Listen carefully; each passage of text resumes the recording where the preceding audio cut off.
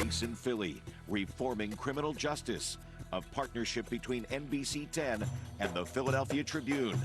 Here's NBC 10 investigative reporter Claudia Vargas. Philadelphia is a city mired in poverty and violence. Thousands of its residents are sent to jail and prison each year. The overwhelming majority of them are Black. According to the Philadelphia court system, 92% of the city's jail population in September were people of color.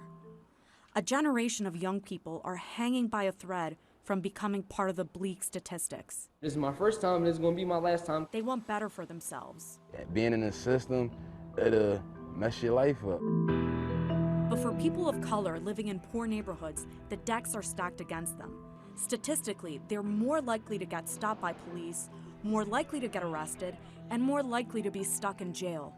Experts say racial bias permeates through every aspect of the criminal justice system, starting with the 911 call. Then you got bias at the dispatch, you got bias at the officer expectations, you got the accumulation and response to that bias from the community members. Philip Goff is a Yale professor who has researched racial bias. He co-founded the Center for Policing Equity. Goff says even after an arrest is made, racism will continue throughout the judicial process. Then you got bias in terms of setting bail, the arraignment, the availability of indigent defense. We spent time with young men who were caught up in the criminal justice system, speaking with them about how the color of their skin has played a role in how police and the courts treat them. They all recount stories of being stopped by cops for minor infractions. Do you guys think that it's racial bias? I mean, do you think it's because of the color of your skin you're getting stopped? Yeah. Lock right back up. Omar Khalil's love for bikes began at a young age. It all started off from pedal bikes, and it just escalated from there. At 14, he moved on to motorbikes. The thrill of riding fast was addicting to him. I'm not harming anybody. It's not like I'm around shooting anybody or I'm around selling drugs or anything. I'm on a dirt bike riding around the city, just having fun with my friends. But what seemed like harmless fun quickly got him in trouble at 15. And as soon as I seen the helicopter, that's when my heart dropped, because that was my first actual encounter with police. Police chased him and charged him with reckless endangerment, driving without a license, and other felony charges. Felony charges for riding a dirt bike. He says his case was handled in juvenile court and the charges were eventually expunged. At 16, he got another bike. Everybody's riding, why can't I ride? But police quickly put a stop to that bike as well. Omar says the judge for that case sent him to a drug and alcohol program instead of jail time. I'm 16 years old with 30, 40, 50-year-old men that's like drunk, like in the drug and alcohol program. He says he wasn't drinking or on drugs, and needless to say, he didn't find the program helpful. Criminal justice reform advocates say that diversionary programs should be tailored to the individual. Putting meaningful interventions on the front end or doing more of an individualized assessment of people on that very early stage. If not, they risk falling into a cycle. After his 2 run-ins with the law, Omar dropped out of high school. He would land in adult jail soon after. One night last year, Omar drove to 3 of his relatives' pizza shops throughout the city with what he says was a BB gun. He tells us he went in shouting and breaking things. The criminal complaint, though, says he also stole money. Nobody never got harmed. I was really just going in there just because I was mad. It was really out of anger, to be honest. He was charged with robbery, simple assault, terroristic threats, and carrying a gun without a license. That sent the 18-year-old to jail. According to court records, his bail was set at $675,000. To get out, he would need to pay 10%. It wasn't nobody that's gonna come out of the pocket getting paid. While in jail, Omar says he met people who were there for their 10th or 30th time. They told him he would be back just like them. I'm sitting here looking at the man like he's crazy. But it's not so crazy. Recidivism is real. Statistics compiled by the Philadelphia Reentry Coalition show that 44% of 18 to 24-year-olds who were incarcerated will be rearrested within 1 year of their release. Recidivism rates go down with age, and when broken out by race, African Americans of all ages had a 33% recidivism rate. 28-year-old Nate Robinson is part of those statistics. Robinson's first experience with the criminal justice system didn't happen until he was 25 years old. According to the criminal complaint, he went into a store and stole a cell phone case valued at $15.99. I got caught and they met me at the door. I was upset. I started fighting them. Prosecutors charged him with robbery, terroristic threats, and assault. His bail was set at $10,000. Tax return just came, like 2 days when I was in quarantine, and I called my girl, I said, baby, bail me out. Robinson had been driving school buses and trucks for a living, but he says he was addicted to Percocets. He tells us a doctor prescribed him those for lumbar scoliosis. I was under the influence. The district attorney's office and judge agreed to place him in a diversion program for first-time offenders known as ARD, or Accelerated Rehabilitation Disposition. That's like the easiest thing they could give somebody that's in trouble. All he had to do was some community service and stay out of trouble for 2 years. His record would have been expunged. I ain't take the initiative to complete that. He didn't think it was serious at the time, but now regrets it. Do you wish that there would have been something different? Nobody reached out. He went on to say that if someone was assigned to his case and coached him in some way, perhaps he would have stayed on track and out of trouble. Instead, he started selling drugs in Kensington. Dope and fentanyl. Police arrested him in December, and Robinson was charged with intent to deliver. He was released on $5,000 bail. That case is still outstanding. Yale professor Philip Goff says drug arrests are usually a prime example of systemic racial bias.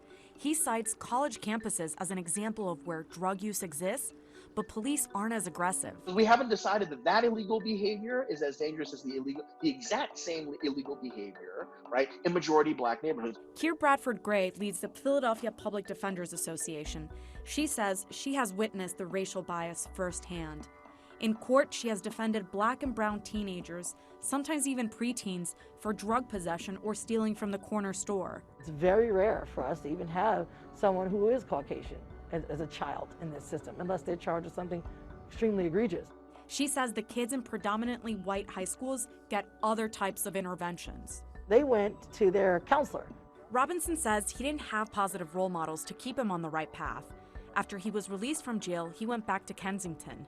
There, he illegally bought a .25 caliber handgun for $200. Got into a fight, a scuffle, and I felt as though the only way I could protect myself is if I carry a firearm. Sad to say, but... Now, does that mean that you'd be willing to like shoot somebody in self-defense or what? For sure. But then don't you think you'd be charged with like murder or something? I mean, there's that risk, right? So For sure. And why bother having the gun? I'd rather be judged. You ever heard that saying? I'd rather be judged by 12 than to carry by 6. What Robinson is saying is that he would rather go to trial for shooting someone than end up dead and be carried out by pallbearers. It's a grim look at life, but it's one we heard from other young men living amid the city's increasing gun violence. Cops arrested Robinson in March for illegal possession of a firearm. His bail was set at $75,000. I never shot no gun. That was my first time purchasing a gun. Robinson's criminal history was a factor in the bail decision. He thinks race played a role as well.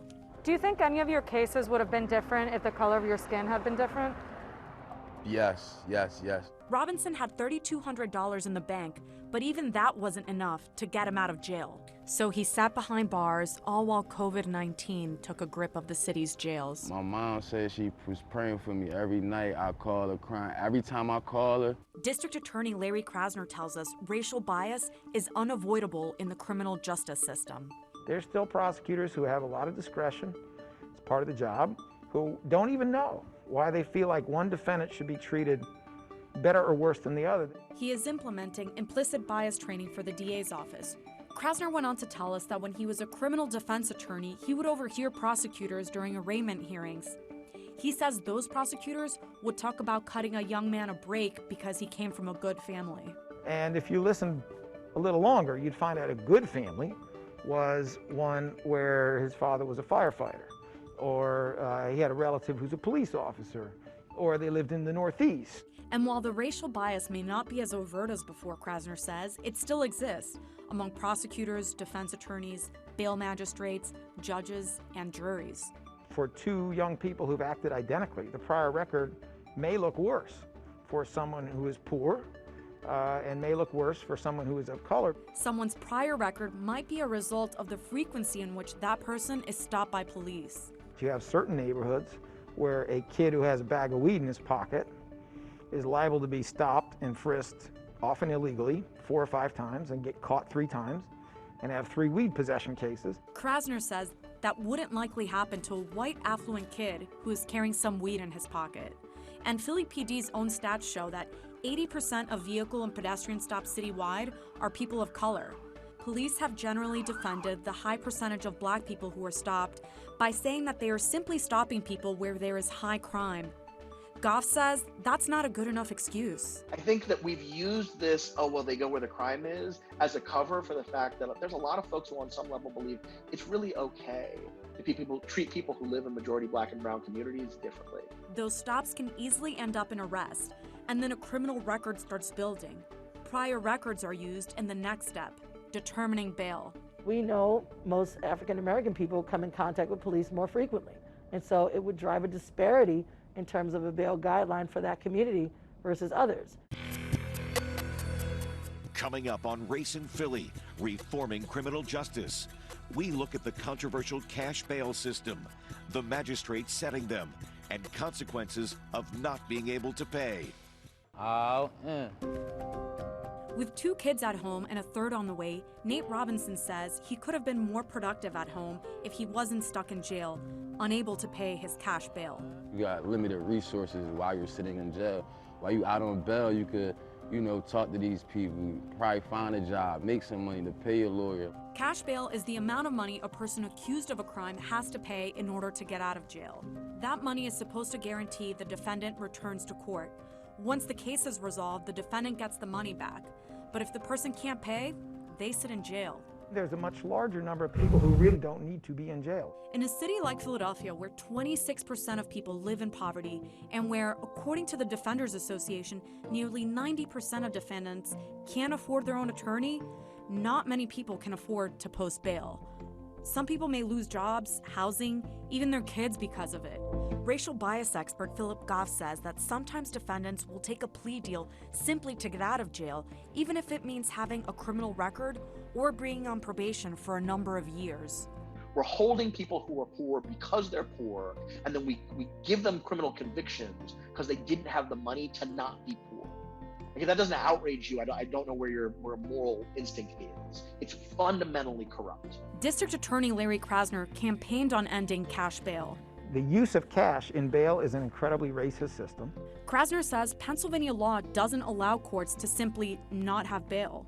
The best we can do in Philadelphia under our current system is to try to get rid of these bails that are in the middle. The middle bails, according to Krasner, are the ones that are high enough that they're keeping people who don't need to be in there in jail, and the ones that are low enough that bad guys can pay and get out. Defendants who are not dangerous to the community. More and more, we are succeeding in having them get out of jail without having to pay any money. The people making bail decisions are court magistrates. They're different than judges, they're not elected, and they don't need to have a law degree. The magistrates run the arraignments. Those are the first court hearings held hours after an arrest to determine whether the defendant should be incarcerated and if bail is needed. We just gave you bail, not knowing if you could afford it, not knowing what your circumstances were. And that has set you on a path now to lose so much more than you've gained. Joe Capone, once a bail magistrate himself and now oversees them, says magistrates have to balance what the DA, police, and defenders request, plus a defendant's history. They will ask questions from the court risk management system and plug in answers. The questions are extensive, from, where do you live? Who do you live with? Do you have a spouse? What's your criminal history? Do you have children? Do you go to school? What's your degree? The system is supposed to determine the defendant's risk in returning to court. The chief defender tells us much of the system is antiquated. For example, not having a landline is taken as being higher risk for not returning to court. So the bail amount or the bail guideline may be higher. Well, these days people don't have landlines. Capone understands their frustrations. They're working diligently to update that and reform it, and then, come into some better system. Capone spoke to us just weeks after the state Supreme Court ruled that Philadelphia's cash bail system is essentially sound and run in accordance with the law. The ACLU and other organizations sued the court, saying defendants weren't getting due process in their arraignments. They argued that court magistrates weren't following bail rules. Bradford Gray says the system's questions usually lead to a higher bail for Black and brown people. They're overrepresented in our criminal justice system for things that are more minor. If either the public defender or the DA feels strongly about a bail decision, they can call for a municipal judge on appeal that day. The public has to be protected, and the rights of the accused as well to get out. So it's a heavy burden. But that heavy burden lasts almost 10 minutes. Then it's on to the next case. You're confident that the 5 to 10 minutes that it takes to make that decision is sufficient? I think so, yeah. I mean, 10 minutes, if it's a serious case, yeah, you need every bit of the 10 minutes. You need to talk to the arrestee. But Omar tells us none of the 3 magistrates who arraigned him after the family pizza shop crimes engaged with him. I feel like they just judged me off of just the paperwork. Aside from reforming the cash bail system, Philadelphia officials are looking at other criminal justice solutions. Some of the main goals include lowering the prison population, reducing the time a case takes to be processed, and decreasing the racial and ethnic disparities in the local justice system. Last year, the Defenders Association created a pre-entry coalition. It's a network of community programs that offer mentoring, training, or rehabilitation to defendants awaiting trial. When people are empowered, they respond better, and they're better for their communities. But sending someone to a diversionary program is not up to the Defenders Association. That decision is up to magistrates and judges. Coming up on Race in Philly, reforming criminal justice. We take you to a program that's working to get people jobs, not jail time. Jermaine Womack runs the Philly Auto and Parole Shop on Woodland Avenue in Southwest Philly. You know the fluid is full. The shop has evolved from a traditional car shop to a teaching and mentoring spot for people trying to straighten their lives. It's a hands-on program. It's an opportunity to create jobs in the community and get to know the people in the community. Philly Auto and Parole is one of the Defenders Association's partners in its pre-entry program. Maybe they first offense, and the judge might look at them and say, hey, they deserve a second chance. We'll put them through this program. Womack knows from experience. When he was in his mid-20s, he landed in jail with a bail he couldn't afford. And didn't change my life. When he got out of jail 2 weeks later, he went straight to his father's mechanic shop. While working there, he taught his friends to change tires and other basic mechanic work. Or just clicked in the head like, hey, you could create something to help your friends and help people. We spent the day at the shop and spoke with the young men and women going through a 12-week apprenticeship-like program. One of the young men is Omar Khalil. While getting sentenced for the family pizza shop robberies, Omar says the judge asked him about himself. He was shocked. So I started to tell her a little bit about my mechanic skills from the past and what I'd like to do. So she referred me to this amazing program. She sentenced him to 2 years house arrest and 5 years probation. She also sent him to Philly Auto and Parole. I feel like this is the best thing that ever happened to me, for real. Omar had previously taught himself how to fix bikes and cars. Now he's learning the proper skills from Womack. Like 10 years, and thank that man right there. One of the other young men who's in the program with Omar was sent as a condition of his parole. It was his first offense. The other young man enrolled himself in the program because he wanted to learn a skill. Hopefully we all could work together at the end of this so we can get some kind of shop going. Because you guys didn't know each other before this, right? Oh yeah, no, not at all. Yeah, so, no. and now you're friends? Oh yeah, for sure. Yeah. Perhaps future people, business partners? Yeah, definitely. If the men complete the 12-week course, they get certified to be a vehicle repair professional. Womack says the funding for the program comes from various sources, including some of the local sports teams. But still, the idea of pre-entry programs is relatively new. Womack is hoping it catches on. If you want house arrest and just sitting home doing nothing, what do that do for you? If you're sitting at home on house arrest and you still don't have a job, you still don't have no training. But some don't even get house arrest, but bail and a jail cell. Womack says locking up people and having them sit in jail isn't helping reduce violence. He's seen the gun violence escalate in his neighborhood. We definitely have a problem that we need to fix. Yeah, and you think this is part of the solution? Yeah, creating jobs. Creating jobs and creating opportunities in the community. Reuben Jones is Womack's counterpart in West Philly. He's been mentoring youth since he returned from a 15-year prison sentence. Jones is the founder and director of Frontline Dads. It's an organization that mostly works with 10 to 18-year-olds to try to prevent them from engaging with the criminal justice system. To have positive images to look up to identify with, to ask questions of, to engage with is important. The Defender Association asked Jones to extend its mentorship program to young men who are already in the system. One of those men is Nate Robinson. Robinson says it was Jones who worked behind the scenes to get his bail lowered from the initial $75,000 to $10,000. That was the best thing I heard. That lower bail allowed Robinson to get out of jail while he awaits a decision on his case. He says he has weekly Zoom meetings with Jones and his team to go over everything from his court cases to his life goals. They also make me realize like the court system and who I am as a man and what I gotta be doing out here as a man. Like they get on me. Jones says bail and jail simply make people more desperate. You're seeing a young person who has potential and has the ability to redirect their lives without the stigma of incarceration or placement. When the community can intervene and support them, then why not utilize them? And it's not just releasing individuals, but connecting them with people or programs who can help them.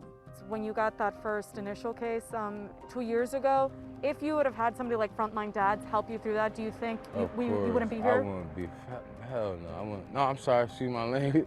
I would not be here. He went on to say that what he needed were role models. Omar now has Womack as a positive example, and Nate has Jones as a mentor. Both young men say they want to stay on the right path, but Nate still has 3 outstanding cases waiting to be decided on, including the illegal gun charge. So are you scared then? I mean, this is still an open case. Like, could you go to prison again for years? Yes. I'm walking on eggshell. It's like I'm trying to be so good and so nice. Man, in the boo-boo, I can't get hooked. Nate is spending time with his 3 children. He's also looking for a job in which he can use his CDL license. Meanwhile, Omar is spending time with his daughter. He is looking forward to being off house arrest. And he's already using his new skills to build a business. Now it's like, got money everywhere.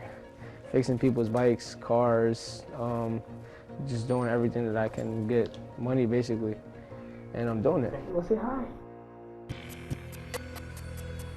For more information on race in Philly, go to NBC10.com/race101.